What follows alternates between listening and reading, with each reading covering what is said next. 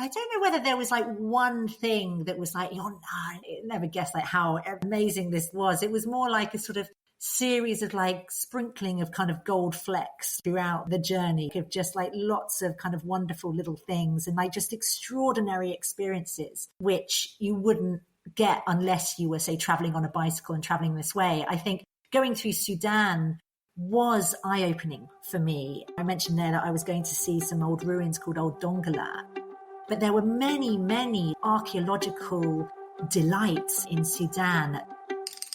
Welcome to the Seek Travel Ride podcast, where we share the stories and experiences of people who have undertaken amazing adventures by bike. Whether it's crossing state borders, mountain ranges, countries or continents, we want to share that spirit of adventuring on two wheels with our listeners.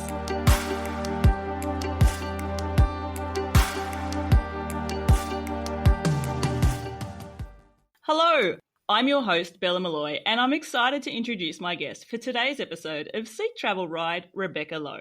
In 2015, Rebecca set off from her home in London with an end destination of Tehran. With her background as a human rights journalist, her mission was to gain a better understanding of the Middle East and delve deeper than the images and stories reported of the area by the Western media. In her mind, the best way to experience and learn more about the people, the culture, and the area would be for her to pedal her way slowly through the landscape on a touring bicycle she affectionately called Maud. Rebecca wrote about her experiences on this trip in her book, The Slow Road to Tehran, a revelatory bike ride through Europe and the Middle East. I'm really looking forward to speaking with Rebecca and learning more about her experiences and lasting impressions from her own personal odyssey through the Middle East. Rebecca, welcome to the show. Thank you very much for having me. I'm delighted to be here. I am super chuffed for this, and I'm really looking forward to, I guess, delving into your experiences and marrying them up with my own perceptions of the Middle East as well. I especially loved reading through, I actually listened to your book, so I listened to you tell the story in a way already, but we get to delve a little bit deeper into some of those questions.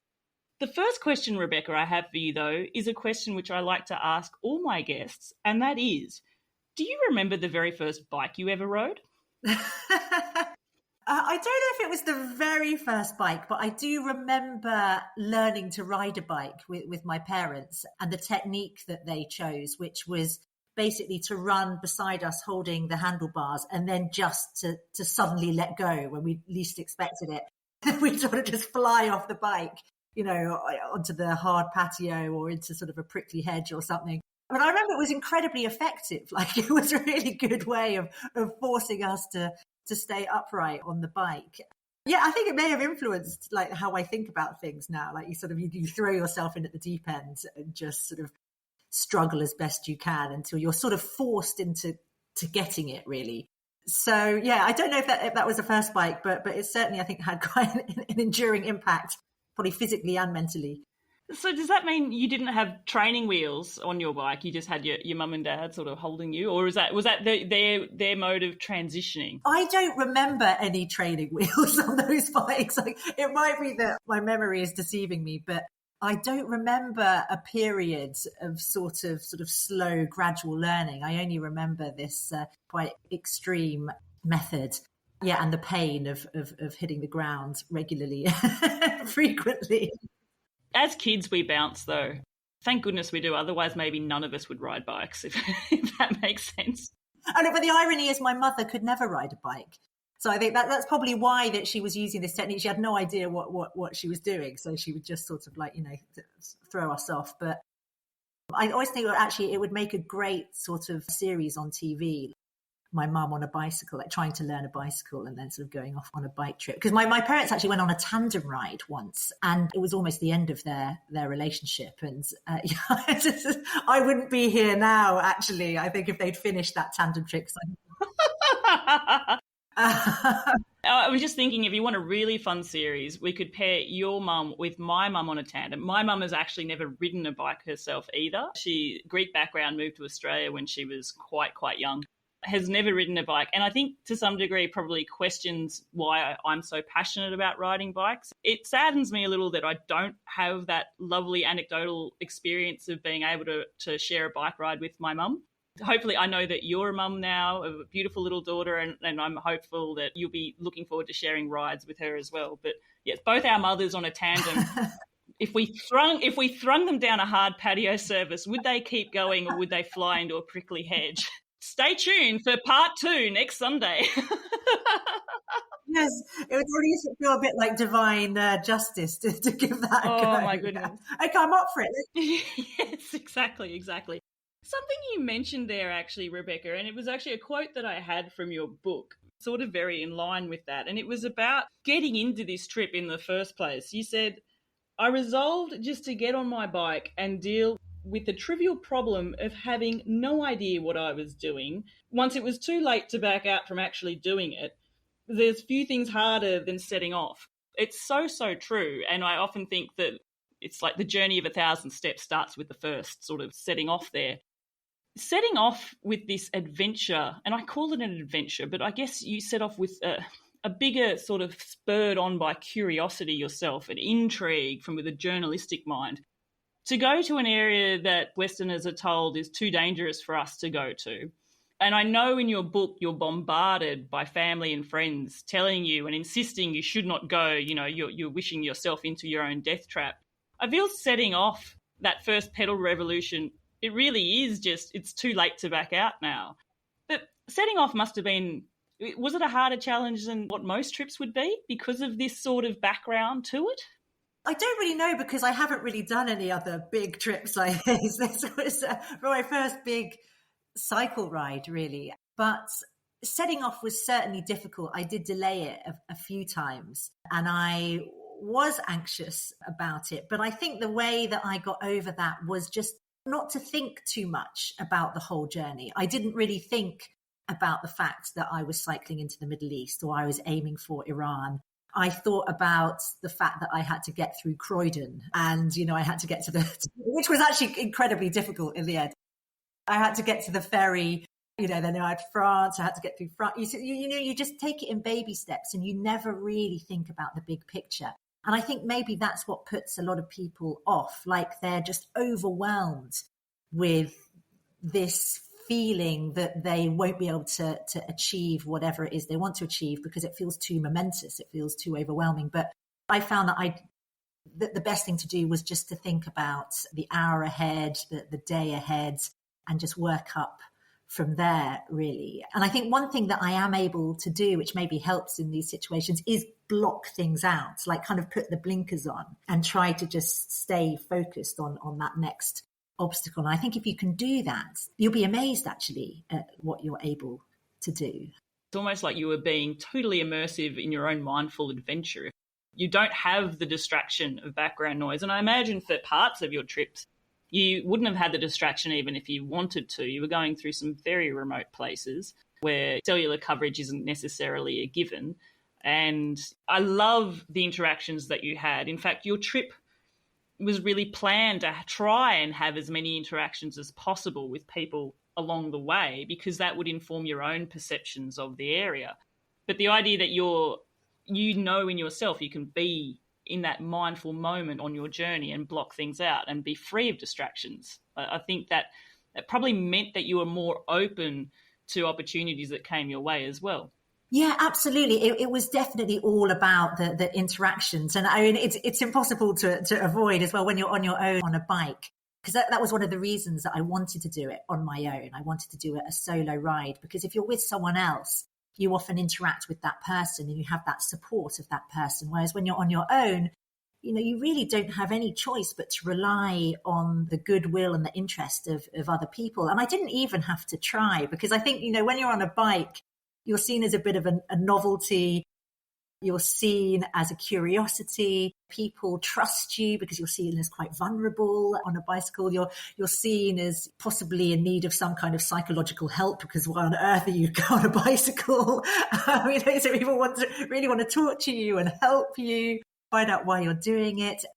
And I just found that people would just approach me all the time, even when I sort of didn't want to be approached, even when you kind of want to just hunker down a little bit and be in your own bubble. And it was interesting that I found almost at the beginning of the trip, like going through France, which is vast, as you know, It took me a lot longer, it was a lot harder than I expected, mainly because it was completely empty. Like there was nobody in France at all. It was August and everyone had gone away for the summer holidays. And I didn't really have anyone to talk to there.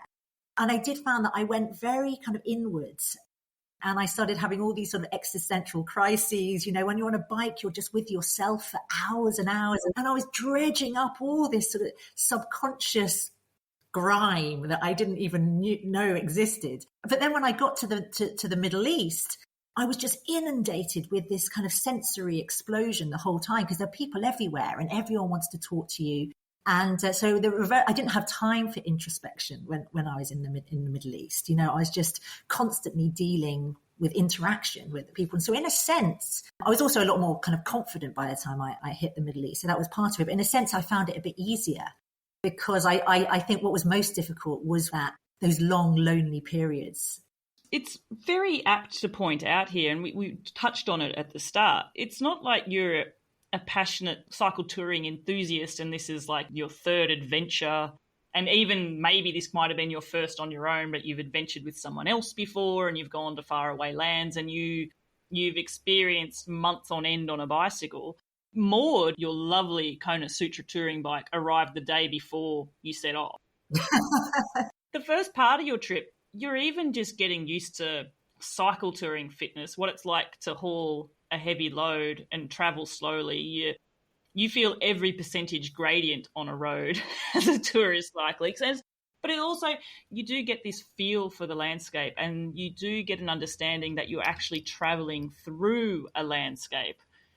My goodness, I'm just thinking though, arriving in August in France, when you say that it's empty, I had a similar experience a couple of years ago when we moved to this side of the world and we arrived at Cherbourg to cycle to our way to our home here in the Pyrenees. And we had come out of COVID lockdowns, which is a total other story, leaving from our place in Ireland. But I had 18 months of just fantasizing about French boulangeries and just finally eating bread and croissants and all that. And I know it's so stereotyped and cliche, but trust me, if anything gets me motivated to ride for hours on end, it's boulangeries and French bread and pastries. I'm very much motivated by food and I can't wait to talk to you about kebabs.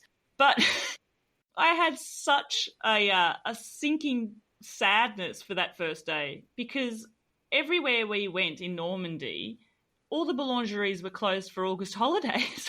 I had exactly the same experience, yeah, and it was difficult, yeah, definitely difficult and a bit disappointing. But then France as well, it helped me kind of get into the ride as well because I did have, you know, these long periods to get fit and these kind of rolling hills as well, which kind of get built up, although they were a nightmare at the time. They did help me sort of build up the fitness and the confidence as I went. Could have done with it, yeah, a few more open boulangeries and boucheries and tabacs. Stay with us. We'll be right back.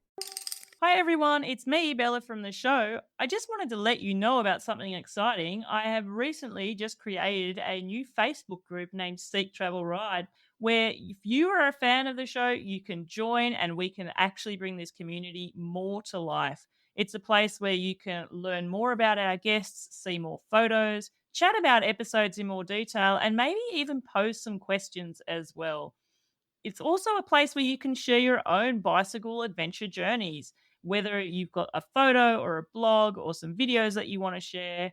Come online, say hi, join the Facebook group, and let's enjoy this community that we have built. We have a global audience here. People are listening from all around the world, and I think we can only thrive and get an even greater sense of wanderlust by sharing our experiences with each other and connecting. So get onto Facebook. I've provided a link in the show notes and you can join that community as well. Thank you. Now back to the show.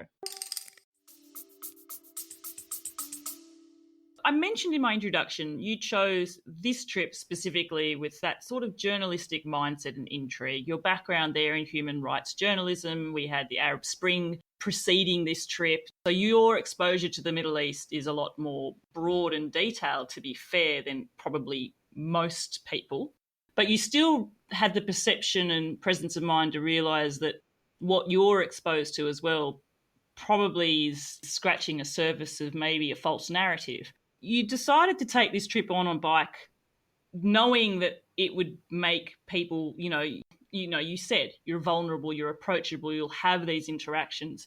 Do you think, were you not a journalist, A, would you have had a mind to go on this adventure? And B, do you think you would have chosen a bike? Because I wonder how much being your profession pushed you into wanting to have those conversations. I think the professional side was a big part of the motivation, but there was also a big personal drive as well. Like, I had wanted to go on a big adventure for a long time, and I wasn't quite sure exactly what shape that would take. Like, originally I wanted to do a motorcycle trip, and I had that idea for a while, but then I failed my motorcycle test twice. And I decided that was probably a sign that maybe I shouldn't go on motorbike. And I had some friends who had done long cycle rides, and I talked to them about it. And then the more I thought about it, I just knew a bike was just the best way to travel, partly because of what I wanted to do journalistically, but partly just in general as well. Like, if your motivation to travel, I think anyone traveling in this way, whether they're a journalist or not, has a similar motivation, which is to really get embedded in like the contours of the areas that they are traveling through. You're not just swooping in and out like you would on motorized transport, teleporting your way from one city to the next, one hotspot to the next. It's really about those in-between areas. And that's really where real everyday life happens. And I think that anyone traveling in this way wants to see that and wants to experience that.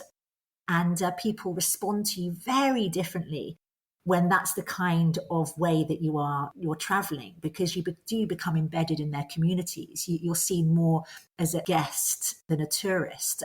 And so I think I would have wanted to go by bicycle no matter what.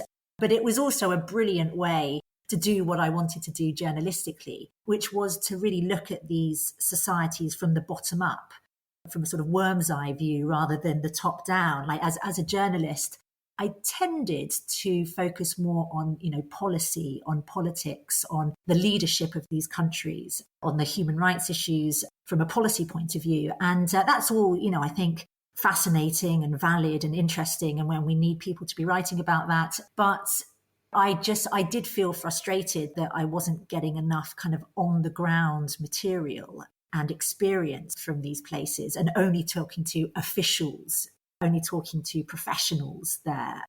I think one of the problems with the media is, certainly in terms of how we view places like the Middle East, is that often, because all we read about, or what we mainly read about in the press, is about kind of the leadership and policy, you tend to start seeing the leadership of these countries as a sort of shorthand for like the culture and the character of these places. So you read a lot about Iran, you read about the Ayatollah, the regime, the human rights abuses, and you sort of therefore start associating that with Iran, the concept of Iran. Whereas Iran is not the regime. Iran is really the people. And there's a huge disconnect between those two. And it's the same really across the Middle East in these places with these dictatorships that have no democratic mandate. The people don't want them. And yet people associate these regimes with the country. And so I think partly what I wanted to do journalistically was try to sort of break that down a little bit and make clear that differentiation between kind of the people and the politics. That is so spot on. It's actually one of the results of me actually running this podcast is I've been very fortunate to speak with a lot of wonderful, beautiful guests who've toured in places where many of us would possibly struggle to point on a map. And all my guests who have travelled through Iran, for example, the biggest sort of thing that they tell me about and that I've learnt from Iran is just this beautiful, overwhelming culture of hospitality to them. Many of my guests have sort of said, you cannot choose to cycle quickly through Iran. It would be impossible because you're almost stopped every kilometre by someone saying, please, can we take you in? Can you stay with us? We would like to show you this. I'd love to cook you a meal. I imagine that you experience the same, and yet there's a sadness that I'm an Australian. I live here in France now, but I was raised with an Australian media, so Western media, and my images of Iran, I had no conception that this existed there. because you're right, there is a disconnect that we see the regime, we see the groups that are in power, or we hear the tragic stories of warfare. And so then we just assume that an Iranian is part of that. What I've been told anecdotally, Rebecca, and I wonder if you're the same, is when people are received with such hospitality in a country like Iran, and Iran is only one of the countries where I'm sure you've experienced this. I'm sure this hospitality overwhelmed you in many of these places. But there was also, many people have said to me, Iranians themselves always have this curiosity about how is my country perceived, and we don't want you to think that we're part of this. We want to know, what do you think? I want to show you the best. Did you have this as well? Oh, yeah, absolutely. Yeah. And I think that was part of why they wanted to connect, so fervently, because, they were desperate to have this relationship with the outside world that they had been denied by their regime for so long.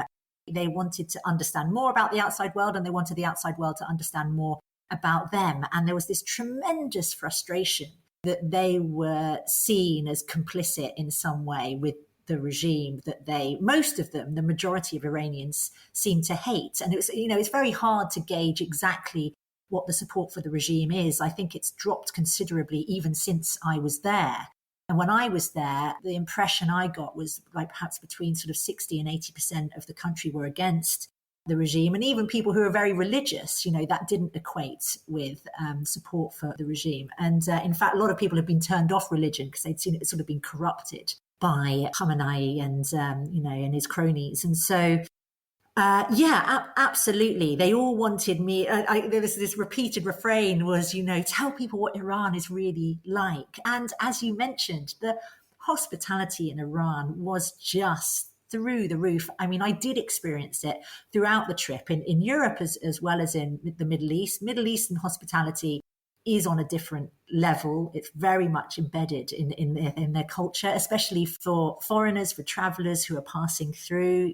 That's, I think embedded in the Bedouin culture, the sort of foundation of the Arab culture, and in Iran as well. Like Iran was just phenomenal. Like it was frustrating in some ways, as you say, because when you want to get a little bit of speed up and be a bit more efficient, you can't, because people pull over in their cars all the time, and they would give you like wonderful but utterly impractical food to carry on the bike, like watermelons, like loaves of bread, bags of cucumbers. You just need to get some yogurt and some garlic and make your own tzatziki. Sorry, that's the Greek in me. Surely they have a variation of tzatziki in Iran, or is that me being totally blinded there? Yes, no, they do actually. Yeah, they do have something. The idea of being given a watermelon, I mean, I imagine when you were struggling on those very hot days cycling through the desert, the idea of a watermelon being flung at you might have been quite nice, or maybe not. It's really hard to eat a watermelon without the sort of the utensils. And I guess it's people giving what they have. Again, anecdotally, this is just through different interviews I've had with many of my guests, and I get given lovely photos of their travels, and it continues on from Iran through Southeast Asia, or Central Asia rather, as well. And I think of images, there's been multiple guests who sent me photos when I think they're in Uzbekistan holding a cantaloupe with someone. One of my recent guests, he travelled through and he says he still doesn't know if it's a joke or not. Someone gave him a melon just as he was about to start a hill climb, and he doesn't know whether they were doing it out of hospitality or as a practical joke because he's his dead weight. Actually, when we talk just quickly there, you were there to try and delve further than preconceptions. And I guess one of them that I should probably call out straight from the start is we have this lovely term, the Middle East, but what that actually means seems to be quite grey. And you call this out at the very outset of your book there, Rebecca, and it actually got myself thinking about, personally, what do I think the Middle East is? And I don't feel ashamed to say, this is just my view, it never occurred to me until actually reading your book that countries like Egypt and Sudan would be things that I would count as being the Middle East. In my Australian mindset, the Middle East is very much Iran, Iraq, maybe some of Turkey, perhaps the Gulf region, perhaps not. And so everyone has this different perspective. What do you think drives that? I think what's interesting is that people do have a very strong concept of the Middle East, kind of flashing red siren of this is the Middle East. We read about it all the Danger. time. Danger, conflict, violence, repression, patriarchy, it's all these things, conservatism. This is the Middle East. And yet, the borders of the Middle East are very, very shadowy. And actually, it's interesting, like even big official bodies, the UN, the EU, the US, they all actually have different definitions of the borders of what the Middle East is. And, it used to be called the Near East, colonial era, and then it changed to the Middle East. And because the Near East became an anachronism, it was really associated with the territory of the Ottoman Empire. And, it's very much in relation to the West as well. It's a very West-focused term. Like it's a Near East, Middle East is in relation to us Westerners. It doesn't really mean very much to the people who live there themselves. And so it's not a very useful term to use, and it doesn't really mean anything. But then it's hard to know really kind of what terms he says. The Arab world, of course, but then Iran and Turkey wouldn't fit into that, and people would see them as very much Middle Eastern. And you could talk about the Islamic world, perhaps, but the Islamic world is vast. Most of the Islamic world exists outside the Middle East. We have Indonesia, you have a huge Islamic population in India. Through Africa as well. Africa, absolutely. So it's difficult to really, I think what I found fascinating was this disconnect between this idea of the Middle East, which is very fixed in people's minds, and the fact that actually it doesn't really objectively exist as a concept. And so that was something I wanted to explore. I know that you didn't necessarily set out with like a predefined route. Like, you didn't have, I imagine you didn't have a GPS loaded with a route that said this is your 11,000 kilometre journey, kilometre by kilometre, turn by turn, this is where you will go. I think that would have been impossible. I know some people do travel that way. I don't feel you did. But then with that sort of big, bold term, Middle East, what was your areas that you particularly had set out to discover? I can list the countries that you went to in that area, and I feel apologies to Europe and the Balkans. I've skipped you right out here, but I've got Turkey, Lebanon, Jordan, Egypt, Sudan, Oman, UAE, and Iran. There is obviously a big part of the Middle East which is missing there, which would be Saudi Arabia, and that was because I believe you were traveling. There were no tourist visas to travel there at the time, were there? I wanted to go through Saudi Arabia or Yemen was the other option to get to the UAE. But the Saudis didn't give tourist visas at that time. I think that's changed since. It has. Yeah. And also they don't or didn't then let women cycle in public on bicycles as well. You could only cycle in circles, which I thought would make it quite tricky to get across the country. So I was unfortunately forced to revise that plan. And it did mean that I ended up having to get a flight in the end, which was a bit disappointing, from Khartoum over Yemen, which had broken out in civil war, was just too dangerous to go through, over to the UAE and then over to Oman, apologies, and then to the UAE and then up to Iran after that. But the idea really, there were practical considerations with the route, which was, what I could fit in to the time I had. And originally the time was only 7 months. And then I realized very quickly that I was going to kill myself if I tried to do the whole thing in 7 months. So I slowed it all down and extended it to a year. You also didn't realize originally just how long it would take you to stop every 2 kilometers in Iran. So Yeah, there was that. And also I didn't realize that there were so many hills between London and Iran. I'd sort of forgotten to look at the terrain of the map. I just looked at the map as like this sort of flat 2D object. And I was like, well, obviously I can zoom across this part of the world easily, forgetting that the Alps, for example, existed. And so that slowed me down as well. I never really enjoyed hills, I have to say. I thought I would by the end. I thought I'd be so fit that, I'd just be kind of zipping up and down them as if they weren't there. But sadly, it never happened. I go sometimes these wild, circuitous routes to get round just the smallest of inclines sometimes, which I'm embarrassed to say. And that's why I think real cyclists would never embrace me into their flock. Because I love having done a hill. I love like looking back and like having gone up a hill. That feeling is the best feeling in the world. Like the retrospective hill, you know, that you've just climbed. That is a wonderful hill. But actually on that climb, like I think you have to be a psychopath to really enjoy it as you're doing it. And I did find, yes, that the hill climbing quite tricky. But anyway, I'm getting distracted. Yes, so the route through the Middle East was to see what I could get through in the time. But I also wanted really to go through as many Islamic countries as I could en route to Iran. So I think some people wonder why didn't you just go straight across Turkey? It would be the quickest route. And I have a terrible sense of direction. I think often my friends just think I lost my way. And that's why I ended up down in Sudan and had to sort of fly across. But I wanted to go, I just wanted to get through as many of these countries as possible. And and also countries which weren't in civil war. And that seemed the best route to go down through Turkey, the Levant, Lebanon and Jordan, down through Egypt. And Egypt I particularly wanted to go through because I'd written a lot about Egypt and I'd been to Egypt many times, down to the Nile and then all the way down to Khartoum. And then the plan was to go through a bit more of the Gulf than I did. I'd love to go back there and try that again and then up through Iran. That was a question I did actually have for you, was given that there were areas that were just not accessible, so Saudi is a prime one there. There's no ability for you, even if you wanted to go there on a bicycle. Now that's not the case. I realise life has you at a different stage. You've got a very young daughter now, but do you see yourself at some stage travelling back there? And would you actually travel on a bike through Saudi now?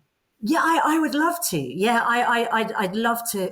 Saudi Arabia is very much high on my hit list of places that I want to go to. I think it's hard to get a sense of the Middle East without having a good sense of Saudi Arabia. It's such, a behemoth, and a sort of counterpoint to Iran. And so, I would very much like, and actually a lot of the Gulf states I'd like to see more of. I only saw a tiny little speck of Oman. I had a lot of bike difficulties there, so I didn't do as much cycling as I wanted to. I was only in the UAE for a couple of days, although I'm not a huge fan of the UAE, but that's basically because all I know of the UAE is Dubai. And so again, I'd like to know what it is beyond our image of Dubai. And so I think, that was definitely an area which I very much, I think, just sort of glossed over the surface of. But I mean, there's so many parts of the Middle East I want to go back to, and I hope I can go back to, not as extensively and self-indulgently as the last trip, because I've got a daughter and I've got another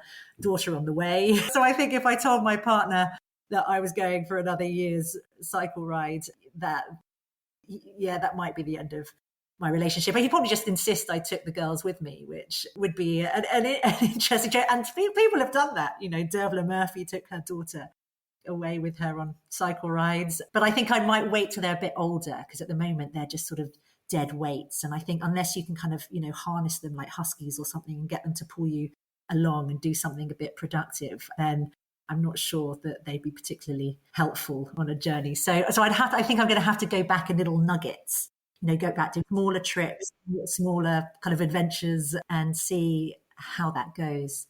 It's interesting, actually, because if we talk about, and with your daughters and the thought of travelling with your daughters, it could actually happen. We joked about your mum being dead against this trip, and a lot of your friends and family were before you left. I wonder if we had the benefit of fast forwarding 20 years, would there be such objection to, say, if your daughter was heading out? And I'm not saying an objection from you, but just an objection from society. Would we have transformed our media and the narrative of the Middle East so vastly in a couple of decades, where this perception of danger and mystique has sort of washed away a bit? Do you ever dream of something like that? I wish, but I just don't really see it, not in that time frame. And I have to say, what is a little bit depressing is, the era that Dervla Murphy was traveling through the Middle East, which was back in the 1960s. It was actually much easier to cycle there. I had a much more positive impression of the Middle East. We've gone backwards. We've gone very far backwards, and things are in a lot worse state. Things are in a lot worse state in the Middle East than they were just when I did this cycle ride a few years ago. There are areas now I wouldn't be able to go that I went back then. We look at Sudan right now, actually. Yeah, Sudan, exactly. Even Iran with what's happening there. Yeah, I mean, everywhere is basically going really I think in the long term going in the right direction, but certainly in the short term, very much in the wrong direction. And yeah, and women's rights is not progressing as quickly as one would like. Certainly in the Middle East, but equally over here as well. I think we've made some big strides recently, particularly in the last few years, but it's slow progress. And I can't see, I think in 10, 20 years, I think probably women travelers, explorers, adventurers in the West, I think they will not be on an equal footing with men, but more of an equal footing. I think we are getting there slowly. But yeah, I don't think we're going to be there yet, unfortunately.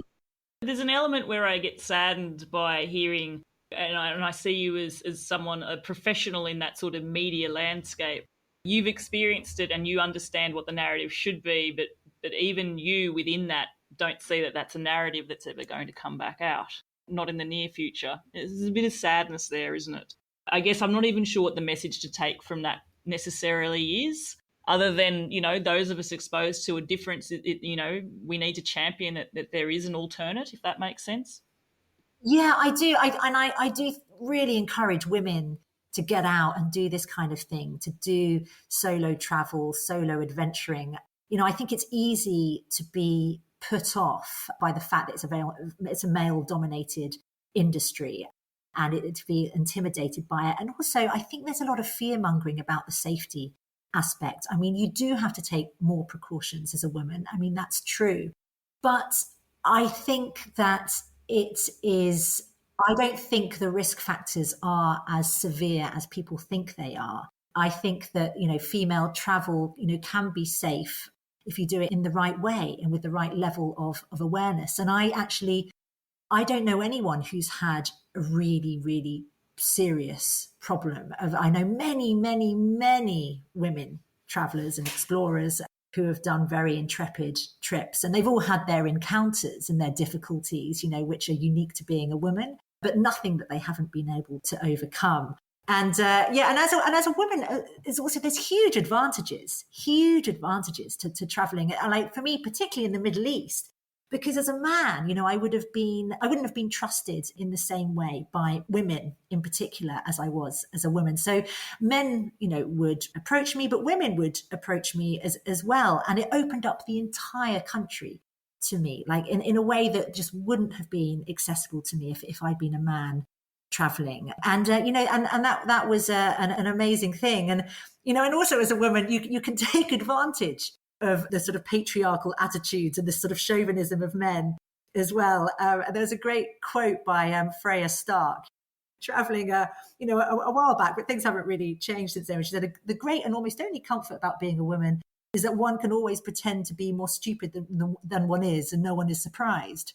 And I just found that this was incredibly useful, like not just more stupid, but more feeble, if you're a bit tired or a bit hungry, or you just want a bit of help or something like that, you can really play on the female card. And people come, they flock to you, they want to help you. They're like, oh, it's okay, you little fragile flower, we'll help you out. You're like, yes, okay, free meal.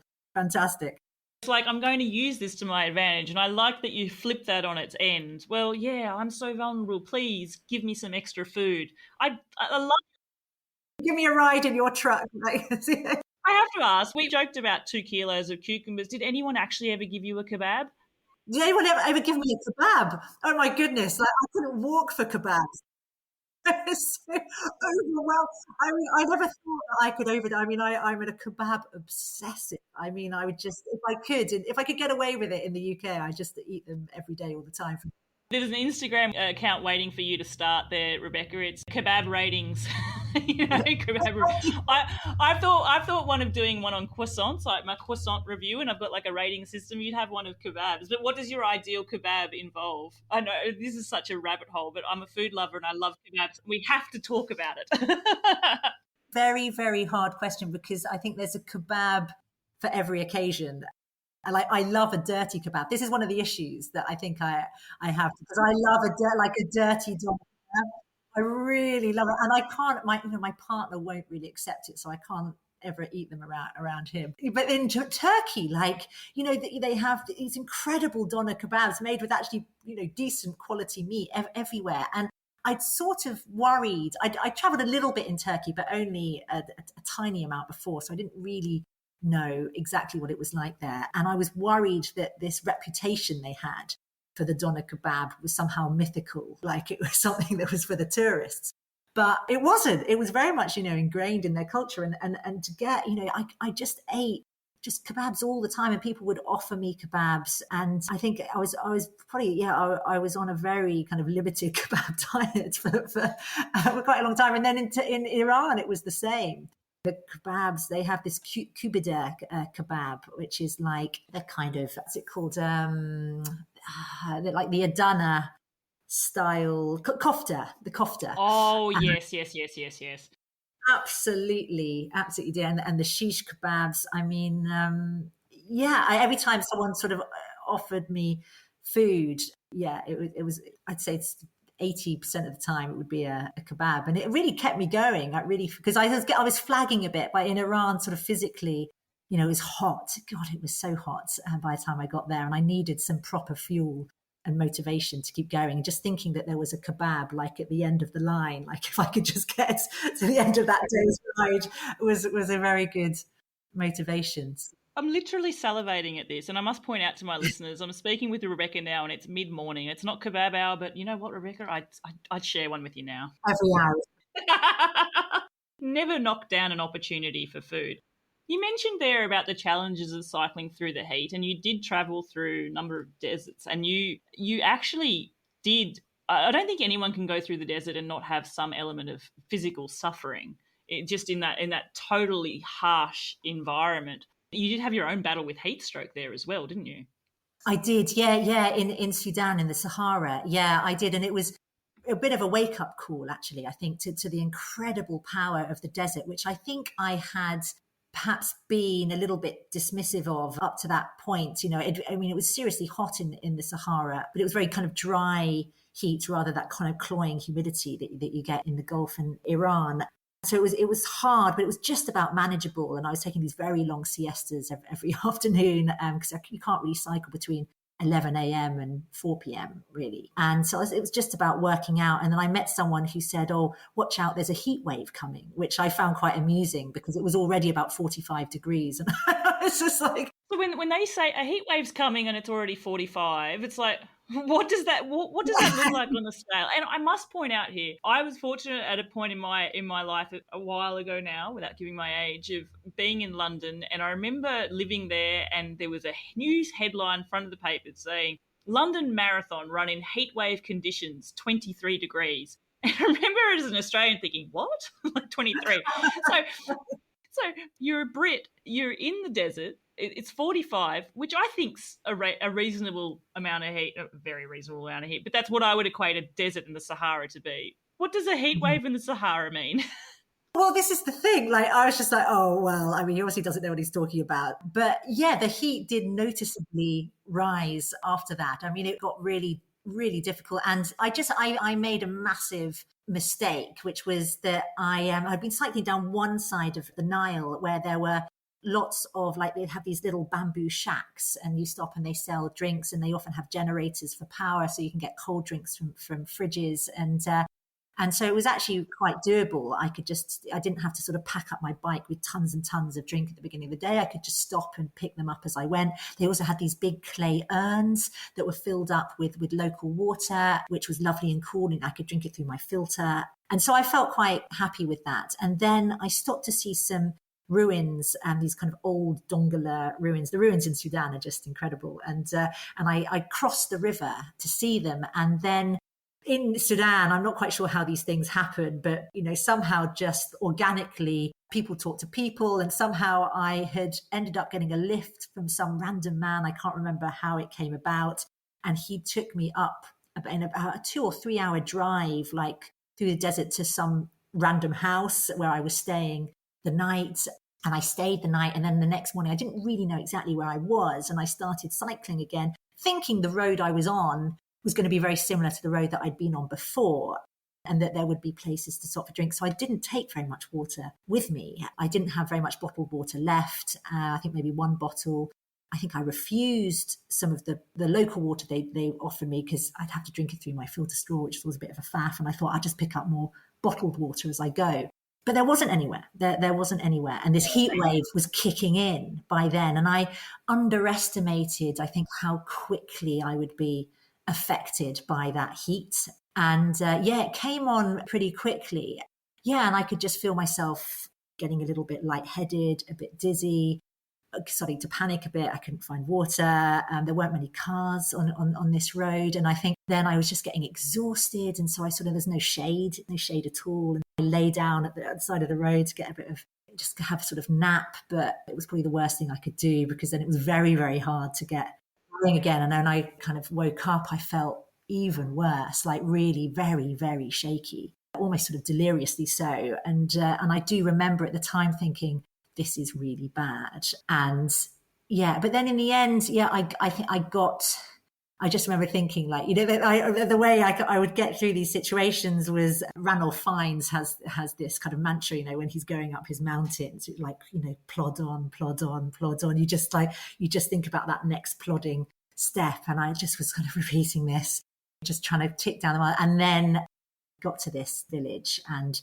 then I came across this bridge and there was all this sand on the bridge and there were people there and I came over it a bit too quickly and kind of braked and slid, ended up sort of coming off the side of my bike, and then all these people were around me and I was obviously looked at a pretty bad way, and they were and then they just helped me. They gave me water and they gave me juice, and then they took me to this house and put me in a bed and looked after me. And 24 hours later, I totally fine. I felt much, much better. That was definitely, that was certainly a wake-up call. And after that, I had a fear and a sort of respect for the desert, which I think I hadn't had before. It made me realise actually what it was capable of. So that was actually one of the only experiences though when I really felt that I was perhaps in serious danger, and it was completely of my own making, And it's not the danger of some human threat. It was actually the danger of, the climate and elements. And I often think the best tales from an adventure are almost like a fisherman's story. They're the ones that you put the rose glasses of type 2 fun on and you can recount. And like a fisherman catches a bigger fish each time. But I feel the tales of misadventure to a degree that you were able to talk about through this trip, I don't feel like the fish need to be any bigger because they're just mind-blowing anyway. I mean, deserts aside, and I realise this is a tough question, Rebecca, but if you were to pick just one of those stark, you would not believe it if I told you that this happened to me on this trip, what would come to mind for you to recount there? Oh, goodness. What would come to mind? I don't know. I mean that was probably the most difficult.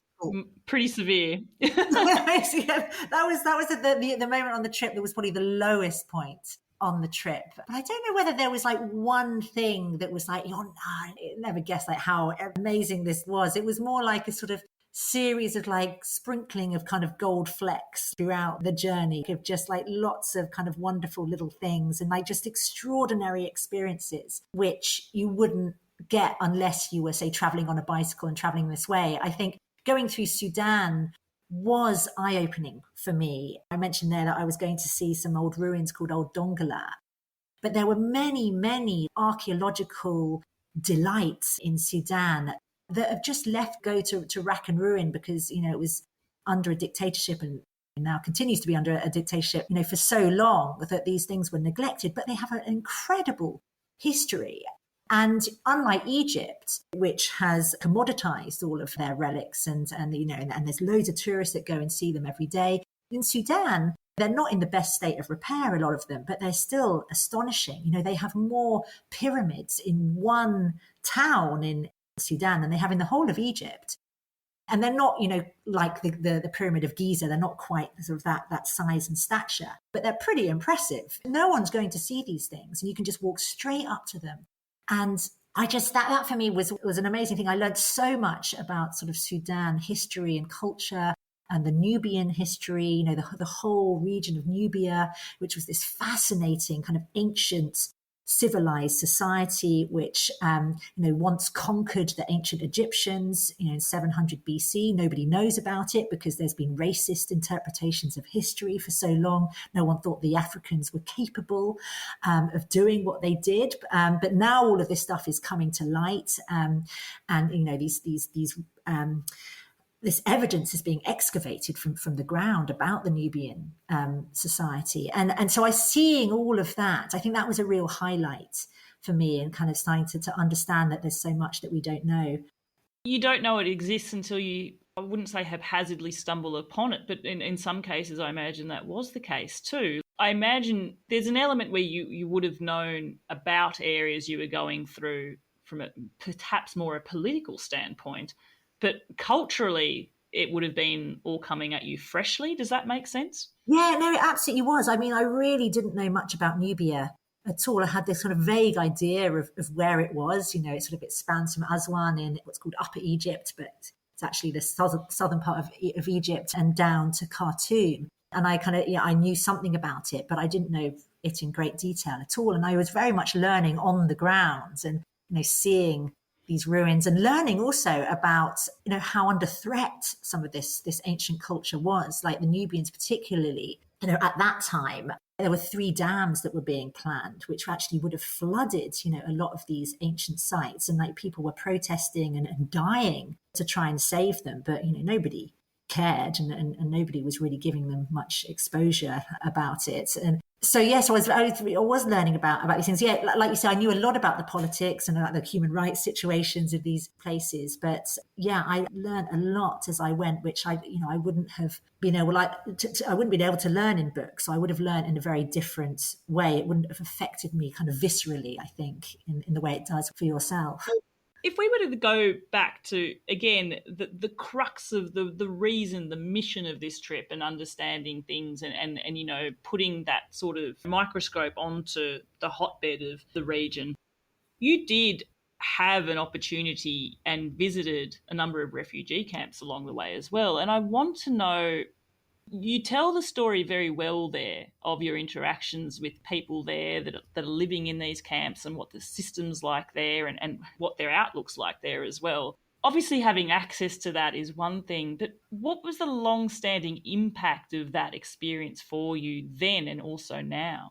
Yeah, it's a difficult question. I think it made me much more empathetic, I think, towards these people. I think it's difficult when you're writing about these things and you're reading about these things, you can feel a sort of kind of intellectual empathy, I suppose, with them, a kind of hypothetical empathy. But, when you actually see them and the situations and the conditions that they're living in, and you talk to them and you feel the deep injustice of it, and you feel a sense of your own privilege in relation to that, it really is quite affecting. And it stays with you for a long time. And I think that was one of my main takeaways of the journey, was my own sense of immense privilege. I learned that, most of the world is not free in the way that we are free in the West, and that most of them are poor in relation to us in the West, and they live very, very, very difficult lives. And I was kind of whisking in and out of these places on my bicycle because I had the kind of the economic, political, social freedom to do this. And these people didn't have any of those things, particularly as a woman as well, that I was able to do that without any problem. Yeah, so I think that was a kind of realization to me, was just that, most of the world is not free. And that freedom was something, really quite precious and, and fragile, and something, really to fight for and to cherish. And, and what was frustrating was that, you would hear about these huge waves of people who were doing a very similar route to me in the other direction, coming from the Middle East to Europe. And the different ways that people responded to us was fascinating and tragic. Like that I was going in one direction. My journey was much easier. I had a huge safety net. I was doing it because I wanted to, not out of necessity. And I was greeted with sort of, fanfare and enthusiasm and encouragement. And then people doing almost exactly the same journey, but under much more difficult, arduous circumstances in the other direction, were being, arrested, abused, assaulted. And there's no reason for that. other than the difference in privilege between us. And so I think, yeah, that was something that I came away with, like a very stark sense of that.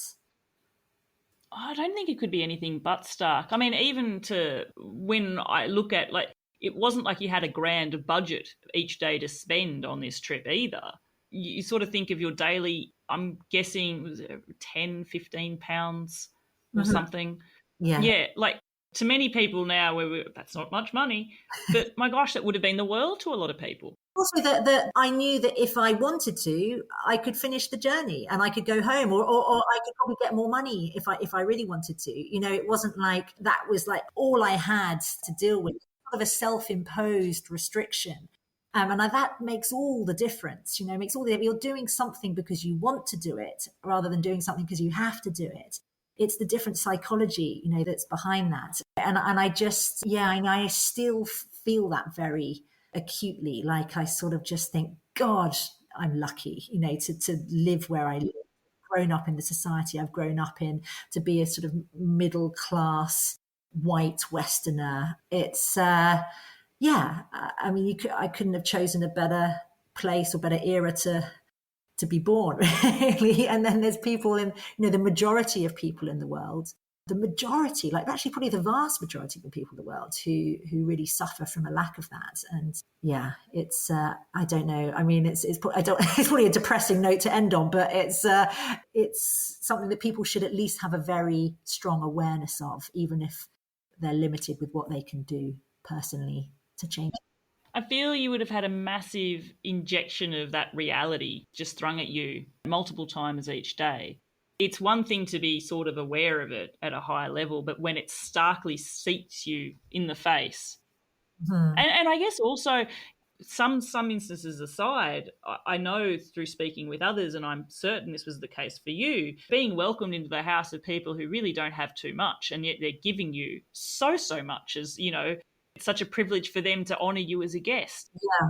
I often think we don't have that same culture. And look, I've interviewed guests who've travelled through my home country in Australia and been shown incredible hospitality, but I still don't feel it's that same ingrained hospitality. There's nice people in the world. The majority of people want to see you do well and don't want to see you suffer and don't want to do you harm. But I feel like the layer of hospitality that lies within this area of the Middle East just goes above and beyond what I can even comprehend, having not visited there myself. Yeah, no, it is extraordinary. And, you know, sometimes, you know, it felt quite awkward that you knew that these people were insisting and giving you food and sometimes buying you food, and, you know, wouldn't accept any kind of reciprocation. And you know that, you know, it was difficult for them to do that. And I do sometimes think about what it would be like in reverse. Like, you know, imagine an Iranian kind of cycling through the streets of London, and, you know, is everyone going to stop and invite them into their house for lunch, like a complete stranger? I mean, not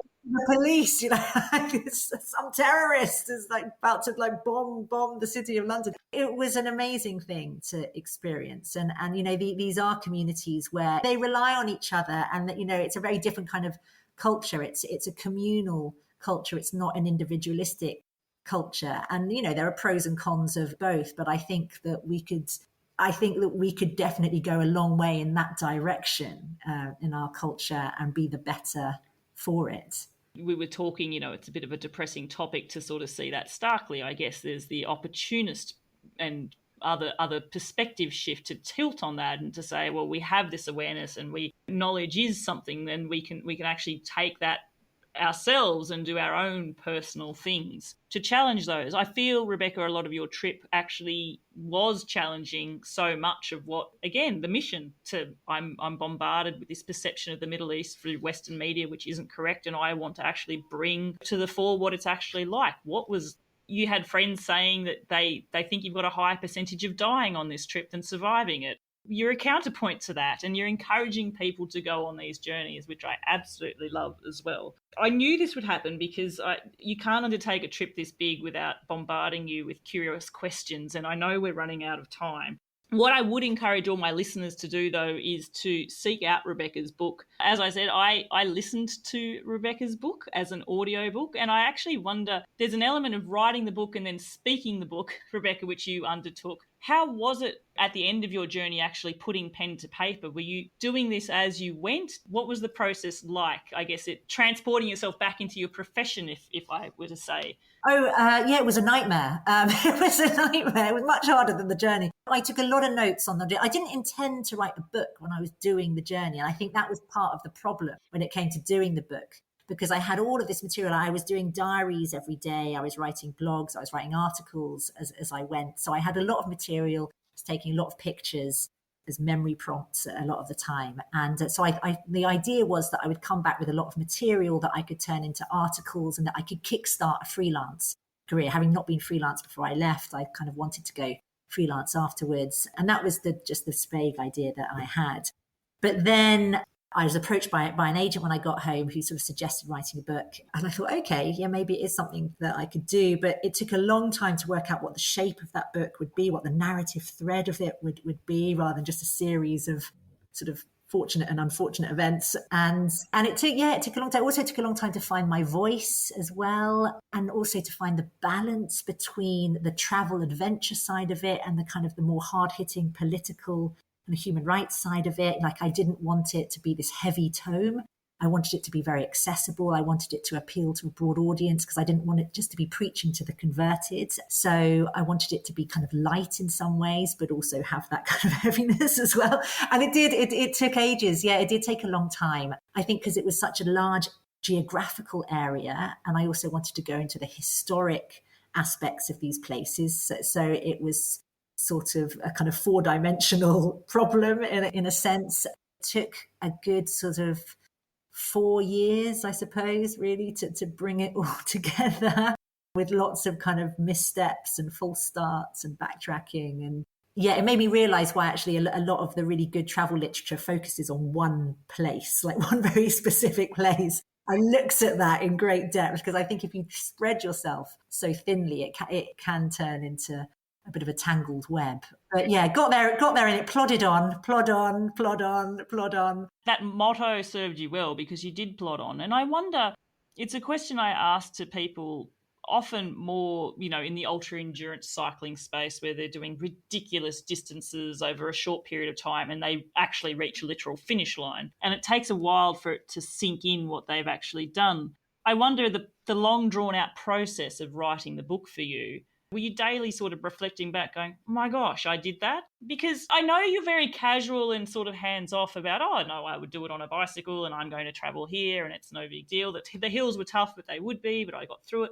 But it is actually quite an achievement what you've done. It was 11,000 kilometres. It wasn't just off to the corner store to buy a loaf of bread each day. Do you reflect back with that sort of sense of similar pride that you might get from, the top of a steep climb? I do, because now I'm a mum and I'm also pregnant. And when I was writing the book, I was pregnant for a lot of it as well. And it was a very different lifestyle. And yeah, the idea something of even kind of walking to the corner shop and getting a loaf of bread did feel like sometimes that would have been quite a feat to do. So it did feel almost like a different lifetime. Yeah, I don't know. It's a funny thing, I suppose. Yeah, when I was doing it, you don't really think about it too much. And even now when I think back, it's sort of, it feels a bit unreal somehow. I also think, though, that people think things that they won't be able to achieve things that they can really achieve. I think lots of people look at this trip and they're like, oh my God, I could never do that. And yet 99% of people could. It's just that they don't try, or a lot of them don't want to try. A lot of them don't want to do that kind of trip. But I think a lot of people do want to do it and they just think that they can't. And they'd be absolutely astonished if someone actually put them on a bike, sort of Mother Lowe style, and then just let go of the handlebars and and set them off towards the Middle East. It's like when you look at these refugees, and what they managed to achieve, and they're from all sorts of walks of life, pregnant women, families with children, like they just do these most extraordinary journeys, and they manage it because people have incredible resilience and ingenuity. Like people really do. And just, I think our day-to-day life, we don't often put those skills to the test, but actually lots of people would be able to do a trip like this. It doesn't occur to them, I think, that they could. Yeah. So I sort of, I look back in some ways, I'm like, oh my God, how did I do it? And then on the other hand, I sort of think, well, actually, anyone could do this if they had the will. Yeah. And I guess the overwhelming message that I've taken from your trip there is just do. Back to that first quote I said of you, there are a few things harder than setting off. Mm-hmm. Once you set off, you'll figure out the problem-solving technique along the way. Yes. Rebecca, I will wind this up. I finish my podcast with the same 2 quick questions, and I ask this of all my guests. I'm actually not sure that I have the answer to either of these, which is interesting because normally I get a real good feel of 100% what the answer is going to be. But I will ask them. The first one is, if you're given the option one day that you will have to cycle all day perpetually up a climb or all day perpetually into a solid headwind, which one would you choose? Oh, it probably depends on the incline. Like, do I ever get to the top, and can I enjoy? If I can enjoy the view, I'll probably go up the hill, because I had some horrible headwinds, like when I was cycling, which I hated, and it was just as bad as going up a hill. So I think if I get any sense of view, I'll do the hill. Otherwise, I'd probably just abandon the bike and eat a kebab at the side of the road in both those situations. And I'm here thinking we didn't even talk about the wind. It's funny, when we were talking about what our perception of the Middle East is and what the countries are, when we were talking about your time there through Sudan and the Sahara Desert, my perception of the Sahara Desert is just sand everywhere, the odd camel, and I picture this heat and then sandstorms. Did you get whipped by sandstorms through there? You know what? Actually, I didn't experience any really bad sandstorms in Sudan, and I know people who have, and so I was quite lucky in that way. There was sometimes horrible headwind, and there was certainly in that experience that I had when I got into difficulty. The worst wind I experienced was actually in Iran. Yeah, I had some terrible sort of wind experiences there, if I can put it that way. Certainly on the last day as well, like the headwind, and it was a fiercely hot, like fire, like flames being kind of blown in your face. My satellite device, which actually logged the temperature, I hadn't realized that on that last day when I was going into this headwind and really just not making much progress at all, I couldn't work out why it was so difficult. And then it turns out that it was actually 48 degrees that day. Slight hint. I was actually quite cheered when I only discovered about 2 years later when I was looking at the satellite data. I think I've seen your photo of that, and I think you've like circled it and put like a little caricature of like sweaty smiley face. A sad face. Yes. Oh my goodness me. The last question I have is, you're tasked with you're going to be riding your bike for 4 hours. Would you choose to ride for 4 hours on your own or 4 hours in the company of other people? 4 hours on my own. Yeah. I know. I do enjoy that. I do. I think it's, even though I did have some difficult times in France, with that sort of introspection and the existential crises. I do think it becomes a very meditative thing, cycling, and I love that feeling of being kind of at one with the bike and at one with everything around you. And cycling with other people is really fun. I enjoy that as well. I'm not some weird loner who does everything on their own. But for 4 hours, I think, I'd prefer it on my own, I think. Just you and Maud, your bike. Yeah. Actually, I know you still have Maud. A question, and I realise I'm just throwing an extra question out there, but I will. You took a ukulele with you for the first part of your trip, which you thankfully discarded partway through Europe. Do you still have the ukulele now, and did it ever get played? I do have the ukulele. I have played the ukulele a lot, but I love the ukulele, but not on a bicycle. I didn't play it once on the trip, not once. Yes, yes. I mean, I just say to people, like, if they sometimes ask me if I have any advice for these journeys, and it is just not to take a ukulele on a bicycle, because they're just not designed. They just don't I couldn't get it to fit on the back of the bike. It would keep falling off and clashing into the undergrowth. I was always too exhausted and trying to survive. I never played it once the whole time. And in the end, Patrick, who came out to see me in Montenegro, he actually took it home with him. And it was probably the nicest thing he's ever done for me. Having told me, really annoying, because he told me as I was leaving with it strapped to the bike, he told me I looked like a gap year tragedy. And, I saw myself as a sort of latter day Laurie Lee character, strumming and there'd be lovely wildlife and kind of Bambi style deer and birds kind of sitting around me, and we'd all be joining in these sing-alongs, like a sort of bucolic. Lovely cool breeze, yeah. And it sadly wasn't like Laurel that Hill. so yeah, I got rid of them really. Yeah. Oh my goodness. All right, I will wrap it up quickly. If people want to know more about this, obviously the best way is going to be to read your book, Slow Road to Tehran, a revelatory bike ride through Europe and the Middle East. It's available in paperback and as an Audible as well. You did also have a website which contains lots of beautiful images. For a shout out to our listeners, can you just give us the website address there? Yes, it is thebicyclediaries.co.uk. Lovely. And I will include that in our show notes as well. Rebecca, it has been an absolute pleasure. Thank you so much for sharing parts of your trip and experiences with me here on Seek Travel Ride and to our listeners. Just speaking with you, I can see that there will be a future adventure in your life. You still own Maud, and maybe in a few years we'll touch back and it'll be the sequel, part 2, and we'll be talking about your trip through Saudi Arabia or something like that as well. Thank you so much. Thank you very much for having me. What a great time I had chatting there with Rebecca and hearing about her trip, the slow road to Tehran, with lots of adventure in between. She's definitely given me some further insights into an area of the Middle East which I really don't know too much about myself. And I really appreciate the time that she's taken to take us through that journey. If you're enjoying Seek Travel Ride, make sure to follow the show in your podcast player. That way you'll get notified when new episodes drop. And if you'd like to leave the show a rating and review, please do so. It fills me with joy when I see them all come in. And I'm especially loving just seeing where people are and what sort of adventures they might be having in those little particular places too. Until the next episode, my name's Bella Malloy. Thanks for listening.